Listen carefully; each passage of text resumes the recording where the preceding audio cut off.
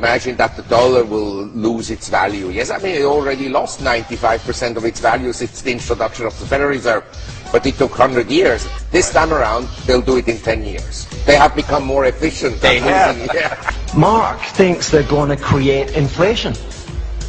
Now, the precedent of Japan suggests that these guys are muppets. The precedent of Japan suggests that when it comes to the organization of economic affairs, if you allow leverage in your society to breach a certain level, we're not sure what that level is, but let's call it 200 or 230% of GDP, then what happens is monetary policy doesn't work. Fiscal policy doesn't work. So Japan is an example where we've had hideous politicians and hideous intervention. They've had helicopters. They have distributed free money to all of their citizens. They've built bridges to nowhere.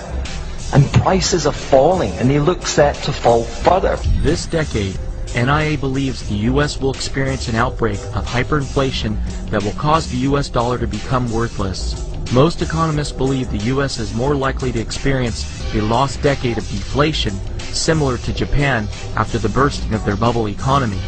In Japan, even with prices deflating, many Japanese today are being forced to live in internet cafes or closets. In Tokyo, there are hundreds of cyber cafes like this one that offer overnight deals.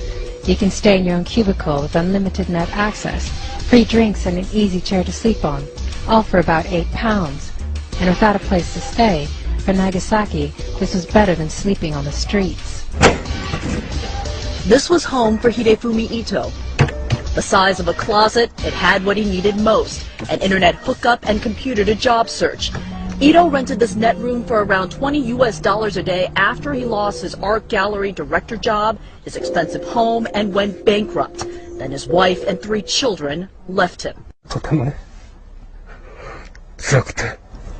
With average GDP growth of 10% in the 1960s, 5% in the 1970s, and 4% in the 1980s, Japan's GDP grew to the second largest in the world. However, during the years 1986 to 1991, a bubble formed in Japan.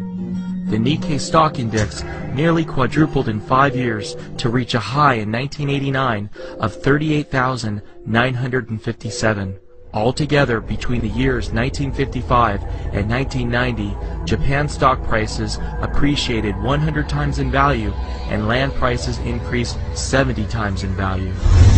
By 1993, Japan's bubble burst with both stock market and real estate prices being cut in half. Throughout the 1990s, Japan experienced deflation, high unemployment, and no economic growth, which led to the Bank of Japan deciding to lower interest rates in 2001 down to 0%. Despite 0% interest rates for many years, the Nikkei fell to a 26-year low in October of 2008 of 6,994, a shocking decline of 82% from its high 19 years earlier. A large part of Japan's savings has been wiped out, and many Japanese can no longer afford to retire. Tetsuko Katayama is part of a growing trend proving to be at least a short-term fix. At 68, she is one of more than 3,500 elderly people working at this burger chain alone. The oldest is 84.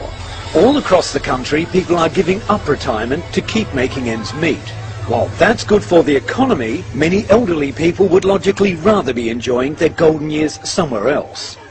Japan's official debt to GDP ratio is currently 203% compared to the U.S. debt GDP ratio of 91.5%. This has led to hundreds of NIA members asking us why we believe the U.S. will experience hyperinflation while Japan has experienced decades of deflation. About 95% of Japan's debt is held domestically within the country. Although Japan's savings rate has declined in recent years, down to 3% due to their aging population and their retirement age being raised to 65, Japan's savings rate averaged above 10% for many decades, and during the mid-1970s averaged above 20%. The Japanese built a large pool of savings that allowed their government to borrow from